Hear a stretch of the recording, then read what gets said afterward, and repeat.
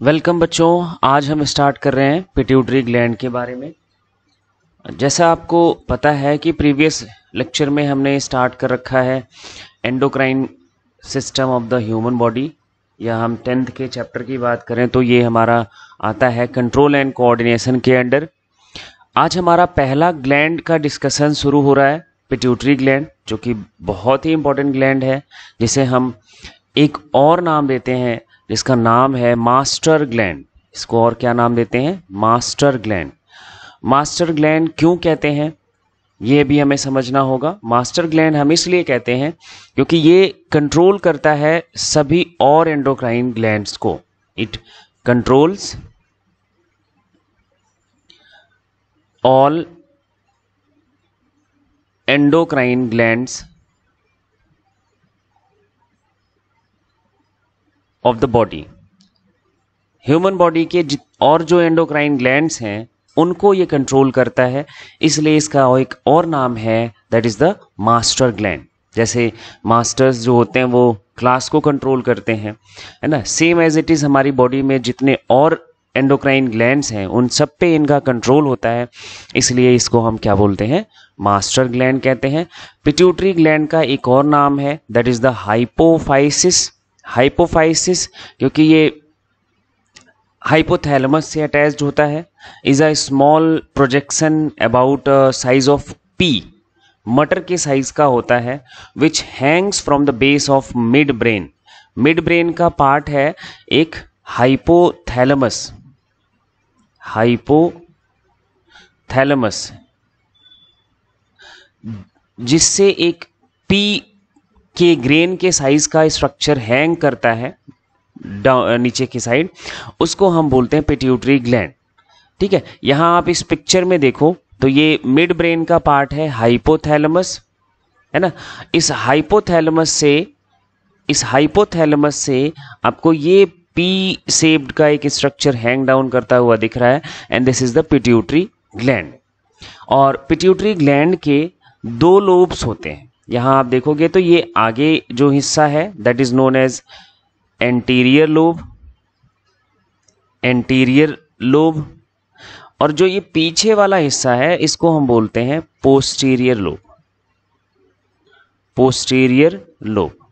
तो pituitary gland के दो लोब्स होते हैं, first one is the anterior and second one is the posterior lobe. तो ये मिड ब्रेन का हाइपोथैलेमस का आउटग्रोथ है। और एक बात हमें आपको समझनी है, hypothalamus controls the pituitary gland. Actually hypothalamus जो होता है वो पिट्यूटरी ग्लैंड को कंट्रोल करता है दोनों तरीकों से, नर्वस सिस्टम से, किससे? नर्वस सिस्टम से, एंड हार्मोनल सिक्रीशन से, एंड हार्मोन से। ठीक, इसलिए मींस जो मास्टर ग्लैंड है pituitary gland, that is controlled by hypothalamus, जो किससे कंट्रोल किया जाता है? हाइपोथैलेमस से। इसलिए हाइपोथैलेमस को क्या कहा जाता है? Master gland. इसको हम मास्टर ग्लैंड भी कहते हैं। ठीक है, हमें ये नर्वस सिस्टम में पढ़ना है। नर्वस सिस्टम में जब हम डिस्कस करेंगे तब हम हाइपोथैलेमस के बारे में बात करेंगे। अभी हमें पिट्यूटरी ग्लैंड के बारे में बात करनी है। तो पिट्यूटरी ग्लैंड के दो लोब होते हैं, साइज आपको पता चल गया, इनकी लोकेशन आपको पता चल गई, कहाँ पे है? ब्रेन में है, ब्रेन का, मिड ब्रेन का, हाइपोथैलेमस का एक आउटग्रोथ है पी के ग्रेन के साइज का, है ना, जो पिट्यूटरी ग्लैंड कहा जाता है। और पिट्यूटरी ग्लैंड के दो लोब हैं, anterior pituitary and posterior pituitary. चलो, it is connected with hypothalamus of the brain by the pituitary stalk. एक पिट्यूटरी स्टॉक से ये कनेक्टेड होता है हाइपोथैलेमस से, अभी हमने आपको बताया, और ये उस पिट्यूटरी एक्टिविटी को इस स्टॉक से ये कंट्रोल करता है hypothalamus. Hypothalamus along with a part of brain also secretes some hormone, one of which somatostatin। एक हार्मोन का नाम है यहाँ पे, this is the hormone of hypothalamus, जो इनहिबिट करता है secretion of pituitary gland actually anterior pituitary एक हार्मोन सेक्रीट करता है हमारा anterior pituitary, that is the growth hormone. इसको हम बोलते हैं क्या? Growth hormone, GH। Somatostatin is the hormone of hypothalamus which control the secretion of anterior pituitary, that is the growth hormone. Growth hormone controls the development of the body. तो ये hypothalamus pituitary को control करके रखता है और इसीलिए hypothalamus को अभी हमने बोला क्या कहते हैं? Master gland.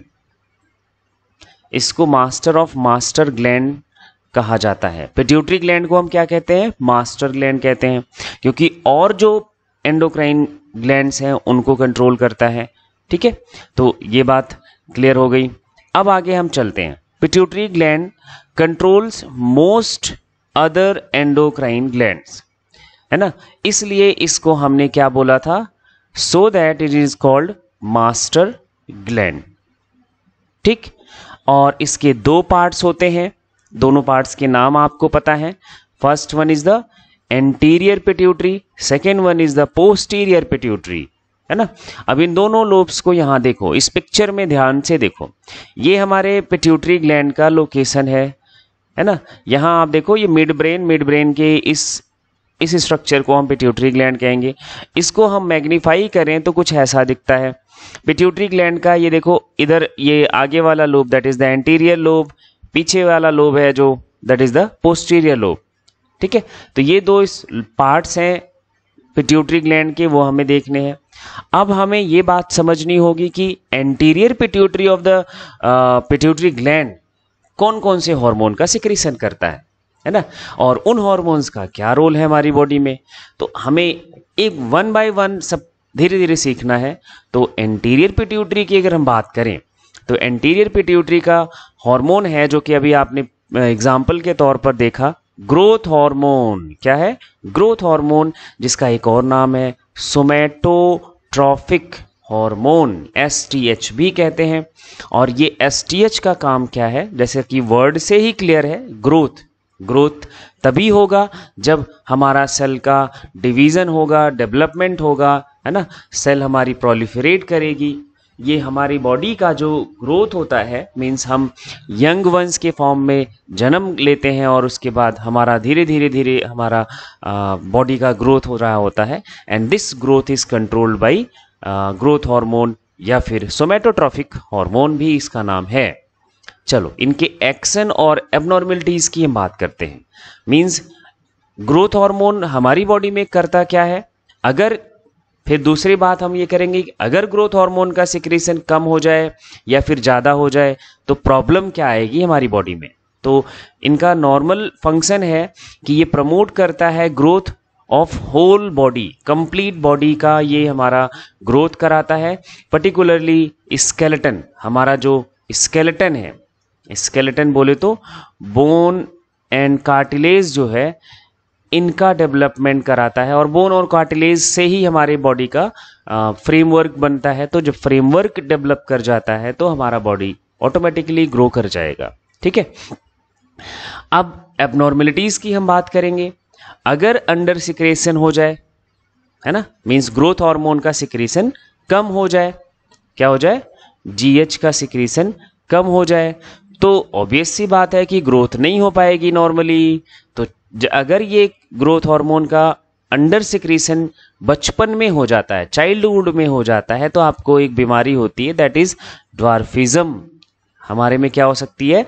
ड्वार्फिज्म। ड्वार्फिज्म का हिंदी में अगर हम बात करें तो इसको बोलते हैं बौनापन, है ना।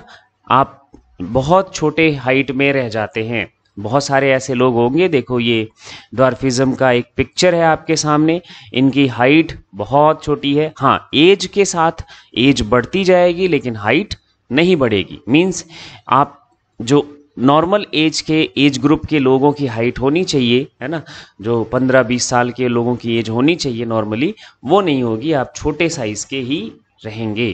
तो बॉडी का स्केलेटन फ्रेमवर्क ग्रो ही नहीं करेगा तो हाइट कैसे बढ़ेगी, है ना बच्चा। तो ओवर सिक्रीशन की बात करें, ये तो हमारा लेस सिक्रीशन की बात हो गई, है ना, अंडर सिक्रीशन की बात हो गई। अब ओवर सिक्रीशन की बात करें, मतलब अगर जीएच का सिक्रीशन बहुत ज़्यादा हो जाए तो क्या होगा? तो अगर ये दो कंडीशन है, ओवर सिक्रीशन अगर चाइल्डहुड में हो जाता है तो हम आप में एक बीमारी होती है जिंजियाटिज्म। क्या हो जाता है? जिंजियाटिज्म। और जिंजियाटिज्म के एग्जाम्पल तो हमारे इंडिया में हैं ग्रेट खली। ग्रेट खली को क्या है? जिंजियाटिज्म है। इनकी हाइट, बॉडी का, हाँ बेसिकली इनका जो फेशियल पैटर्न है वो डिस्टर्ब हो जाता है। नोज हमारी इनकी जो होती हैं बेंड कर जाती हैं, ये चिन बेंड कर जाता है, नॉर्मली जैसा फेस होता है वैसा नहीं रहता है ना, और हाइट बहुत ज़्यादा बढ़ जाती है। ठीक है, अगर ये एडल्ट्स में हाइपर सिक्रीशन होता है, ओवर सिक्रीशन होता है जीएच का, तो प्रॉब्लम को हम कहते हैं, डिसऑर्डर को कहते हैं एक्रोमेगैली। ठीक है, एक्रोमेगैली का साइन ये रहा है ना। एक्रोमेगैली में हाइट तो नॉर्मल होएगी लेकिन जो फेस है, बॉडी है, वो थोड़ा सा डीफॉर्म हो जाता है। ठीक है, तो ये कुछ हमारे पिट्यूटरी ग्लैंड के, एंटीरियर पिट्यूटरी के हार्मोन्स की बात हुई, पहले हार्मोन्स की बात हुई जिसे हम ग्रोथ हार्मोन कहते हैं। अब हम दूसरे हार्मोन की बात करेंगे एंटीरियर पिट्यूटरी का, जो कि एक ग्रुप है ट्रॉफिक हार्मोन्स। ये कई हार्मोन्स का एक ग्रुप है। ये क्या करता है? ट्रॉफिक हार्मोन स्टिमुलेट करता है और जो एंडोक्राइन ग्लैंड्स हैं। ठीक है, गोनेडोट्रॉफिक हार्मोन्स पहला, ऐसे कई हार्मोन्स हैं, जैसे गोनेडोट्रॉफिक हार्मोन एक नाम है। तो ये ट्रॉफिक हार्मोन जो और एंडोक्राइन ग्लैंड्स हैं हम आपकी बॉडी में, उनको स्टिमुलेट करता है, उनका जो रोल है बॉडी में उनको इन्हेंस करता है, इंक्रीज कराता है, जिससे वो अपना रोल परफॉर्म कर सकें। जैसे पहला हार्मोन है थायराइड स्टिमुलेटिंग हार्मोन, जिसे हम शॉर्ट फॉर्म में लिखते हैं TSH। ये स्टिमुलेट करता है थायराइड ग्लैंड को। थायराइड ग्लैंड हमारे नेक वाले रीजन में है, ये हमारा थायरोक्सिन का सिक्रीशन करता है। ठीक है, ऐसे अभी हम थायराइड ग्लैंड के बारे में भी डिस्कस करेंगे आगे नेक्स्ट वीडियो में, जैसे थायराइड ग्लैंड का हार्मोन कौन कौन सा है, थायराइड उनके क्या रोल है हम आपकी बॉडी में।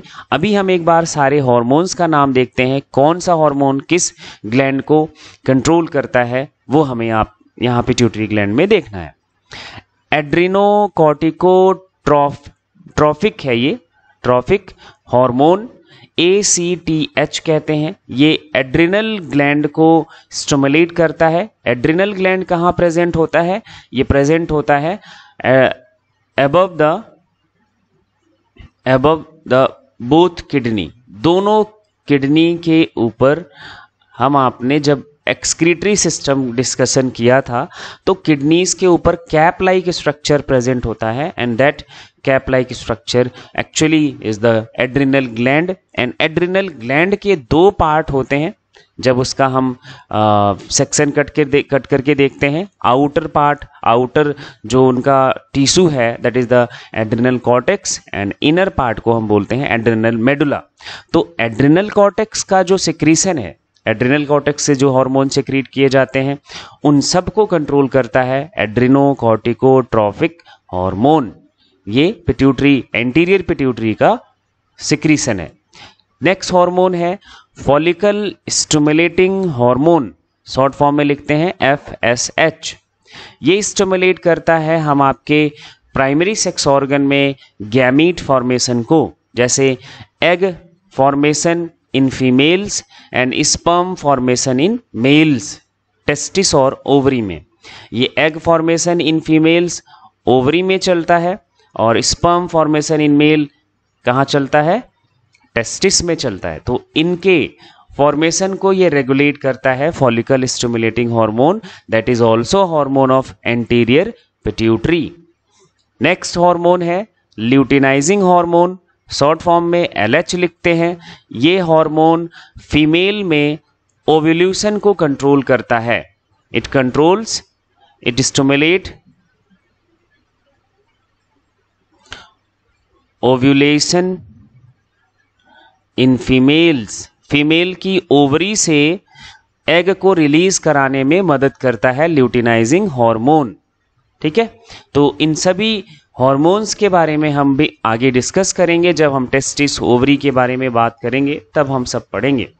अभी हमें एंटीरियर पिट्यूटरी के कौन कौन से हार्मोन हैं उन सब के बारे में बात करनी है। तो आपने क्या देख लिया, एंटीरियर पिट्यूटरी के हार्मोन्स के बारे में बात कर ली। एंटीरियर पिट्यूटरी के हार्मोन्स हो गए growth hormone, thyroid stimulating hormone, adrenocorticotrophic hormone, follicle stimulating hormone and luteinizing hormone.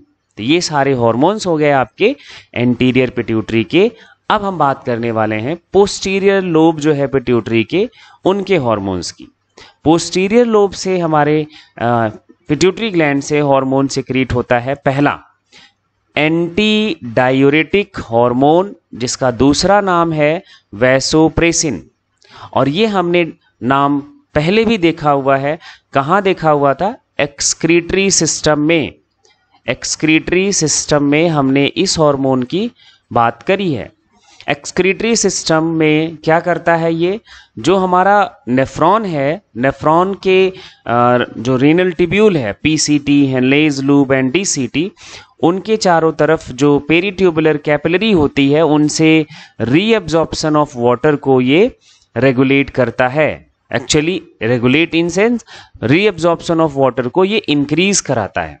ADH का सिक्रीशन मीन्स स्ट्रेस कंडीशन में रिलीज होता है। अगर हम आपकी बॉडी में वाटर नहीं इनटेक कर रहे हैं प्रॉपर, तो एडीएच का सिक्रीशन हम आपकी बॉडी में बढ़ जाता है, जिससे यूरिन जो हमारा फॉर्म कर रहा होता है नेफ्रॉन, वहाँ का पानी रीअब्जॉर्ब होकर ब्लड में जाता है, जिससे यूरिन का अमाउंट कम हो जाता है और हमारे ब्लड का ऑस्मोलैरिटी मेंटेन रहता है। मीन्स जो हमारा ब्लड है उसमें एज अ सॉल्यूशन उसका कंसंट्रेशन मेंटेन रहता है ना। तो एडीएच बहुत ही इंपॉर्टेंट हार्मोन है। एडीएच से हमारा किडनी ट्यूब्यूल का रीअब्जॉर्प्शन ऑफ वाटर किया जाता है, इसको रेगुलेट किया जाता है। और इसकी अगर डेफिशिएंसी हो जाए तो हमें एक डायबिटीज़ का प्रॉब्लम होता है। डायबिटीज़ एक्चुअली दो टाइप के होते हैं। एक डायबिटीज़ एडीएच के लेस सिक्रीशन से होता है, जिसका नाम है डायबिटीज़ इंसिपिडस। डायबिटीज़ इंसिपिडस में क्या प्रॉब्लम आएगी, अगर एडीएच का सिक्रीशन कम हो जाता है तो रीअब्जॉर्प्शन ऑफ वाटर कम होगा, मीन्स यूरिन फॉर्मेशन ज़्यादा होगा, यूरिन का फॉर्मेशन ज़्यादा होगा तो फ्रिक्वेंट यूरिनेशन होगा। एंड पेशेंट जो होगा जिसको एडीएच का सिक्रीशन कम होगा, तो पेशेंट हमेशा बार बार उसको थर्स्टी फील होगा, अगेन एंड अगेन, बार बार वो पानी प्यासा रहेगा। और उसका जो ब्लड होगा, क्योंकि ब्लड में वाटर नहीं जा पाएगा, रीअब्जॉर्ब होके ब्लड वाटर कहाँ जाता, ब्लड में जाता, तो ऐसे पर्सन का जो ब्लड होता है वो कंसंट्रेट हो जाता है। कैसा हो जाता है, कंसंट्रेट हो जाता है। कंसंट्रेट का मतलब होता है इंक्रीज सोल्यूट। सोल्यूट का कंसंट्रेशन बढ़ जाता है, स्पेशली ग्लूकोज का।